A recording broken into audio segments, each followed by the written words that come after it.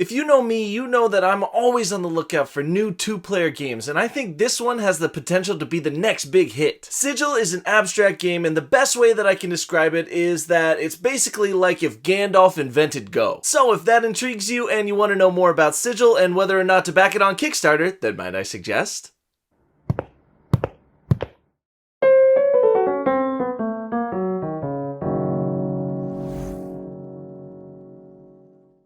Hi, I'm Alex from Might I Suggest a Game, a channel devoted to helping you find your perfect board game. In this episode of Fresh from the Cellar, we're going to be talking about a brand new game that just launched on Kickstarter called Sigil from Andreas Voellmer and Pine Island Games. Sigil is an abstract two-player game that plays in about 15 to 30 minutes. It's easy to pick up but difficult to master, but I'll save most of my thoughts for later. In this video, I'm going to give you a brief overview of how to play so you can get the general gist of the game. I'm going to talk about some of the things I liked and some of the things I didn't like, and then I'm going to talk about the type of people that I think would really enjoy this game. My whole goal with all of this is that when you get to the end of the video, you should have a great idea of whether or not you want to back this game. So anyways, let's get into it. Will Sigil be the perfect game for you? Let's find out, shall we?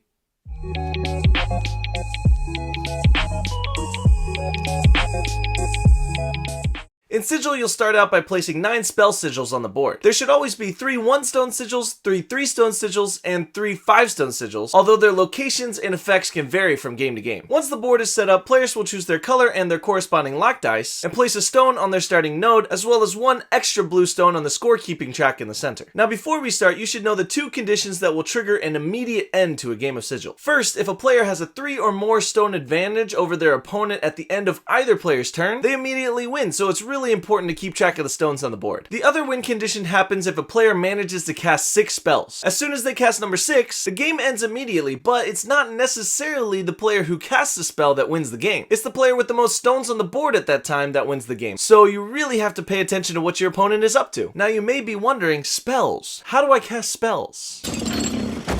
Malaka! Ghoulie! Sue! Marcus, stop trying to cast spells. Well, we'll get there in a second, but first let's talk about how a turn works. On your turn, you always have to start with a regular move by placing one of your stones on a node that's adjacent to another stone of your color. After you've done your regular action, you're now free to take any of the 2 optional actions. The first optional action is to dash. Dashing is a great way to get to someplace quickly, but it comes at a price. To dash, you can discard 2 of your stones from anywhere on the board to place an extra stone as if it were a regular move. Again, great way to expand your reach, but make sure you pay attention to the difference in the number of stones. The second optional action is of course casting spells. To cast a spell, you need to occupy all of the spaces around a single spell sigil with stones of your color. To cast the spell then, you will sacrifice a number of your stones from that sigil and then resolve the spell's effect. You can reduce the amount of stones you have to sacrifice by controlling the mana nodes on the outside of the board, including your starting space. So if you're casting a 5-stone spell and you control 2 mana nodes, you only have to get rid of 3 stones from that spell. All of the spells in the game have different effects that range from placing more stones on the board to converting your opponent's stones to even destroying some of your opponent's stones altogether. There's also some different placement and movement rules that these spells introduce, but this is a brief overview, so you can check the rulebook for those ones. There is, however, one more detail about casting spells that is worth noting. When you successfully cast a spell, you'll have to place your lock die on that sigil. This means you can't cast that same spell again until you control and cast another spell on the board. The lock die also acts as a spell counter, so everybody knows how many spells you've cast in the game. Once you've taken all your actions, you'll proceed to the upkeep phase, where you'll note the difference in the number of stones on the board and adjust the scorekeeping stone accordingly. If a player reaches a 3-stone or more advantage at this point, then the game ends immediately and that player wins. But if not, play will pass to the other person for another round of stone placement. Find the right time to cast your spells and catch your opponent off guard to take control of the board and win the game. Okay, I hope that overview was enough to give you a good idea of what Sigil is all about. Now let's jump into my thoughts on it.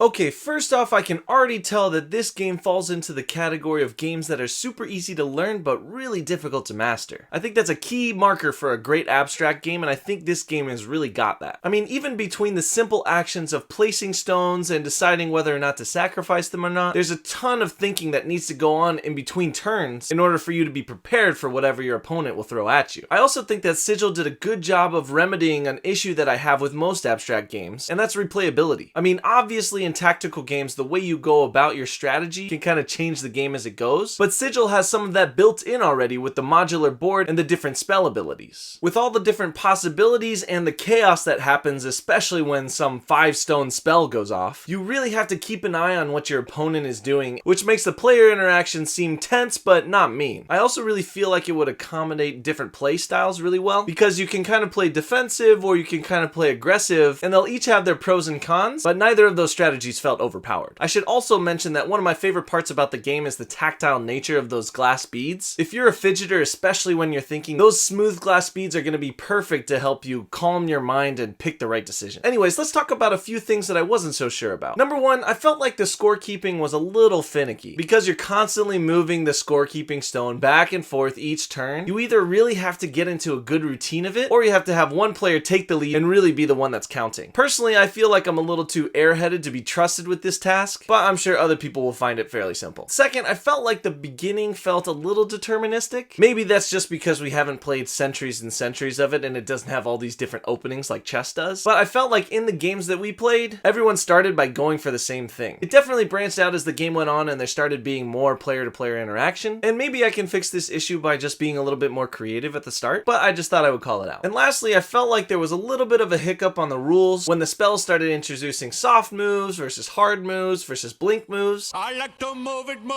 You like to move it. It gives everyone a description of those different types of moves, but I still feel like I had to constantly go back and keep checking as to the requirements for each type of move. I don't think that's necessarily a con, that just means I need to play it more, or I need to get better at remembering rules. All in all though, I was really impressed at how such a simple concept can lead to some really tough decisions as the game goes on. I think Sigil has just the right amount of player interaction where, like I mentioned before, you can play combatively or you can play defensively, and both of those techniques can win you the game, which I'm a big fan of, especially for 2-player games. Personally, I think this one has some staying power. It's quick, it's strategic, and it's super replayable, but you know, that's my opinion. So let's talk about some other people that I think would really enjoy this game.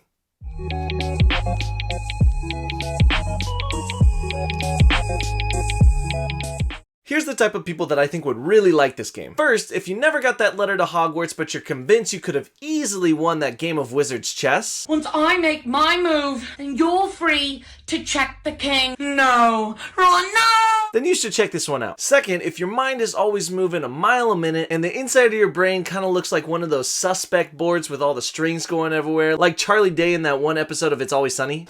Take a look at this.